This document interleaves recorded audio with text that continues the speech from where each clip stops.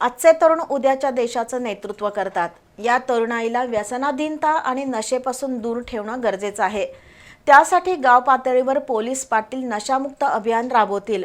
सर्वांच्या सहकार्यातून कोल्हापूर जिल्हा नशामुक्त करण्यासाठी प्रयत्न करू असं आवाहन पोलीस अधीक्षक निलोत्पल यांनी केलं।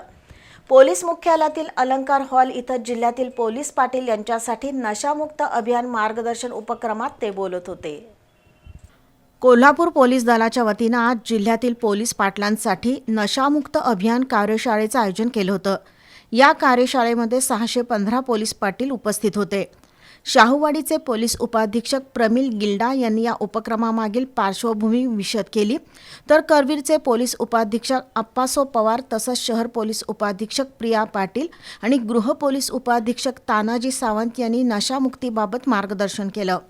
अंमली पदार्थापासून सेन्सिटाइज करण्याचा ह्या कार्यशाळेचा मुख्य हेतू होता आणि त्यामध्ये सर्व पोलीस पाटलांच्या सोबतच या माध्यमातून मी जिल्हा पोलीस दलाच्या वतीनं आवाहन करू इच्छितो की यात नागरिकांनी मोठ्या प्रमाणात सहभाग घेऊन जे हेल्पलाईन नंबर आपल्यासाठी जाहीर केलेले आहेत त्या हेल्पलाईन नंबरच्या माध्यमातून पोलीस प्रशासनाला आपण कळवलं तर त्याच्यामध्ये निश्चित आपली परिणामकारक कारवाई होऊन हा कोल्हापूर जिल्हा एक उदाहरण ठरू शकतो की नशामुक्त करण्यामध्ये अग्रेसर असून कोल्हापूर जिल्ह्यातील जे करवीरवासी आहेत ते कायम अग्रेसर असतात चांगल्या कामासाठी।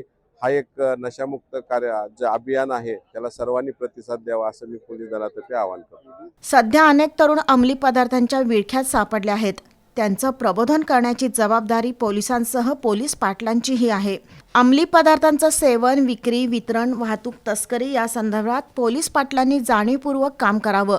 सण, उत्सव, यात्रा, जत्रा, धार्मिक, सामाजिक कार्यक्रमामध्ये नशामुक्तीविषयी प्रबोधन करण्याचं आवाहन पोलीस अधीक्षक निलोत्पल यांनी केलं।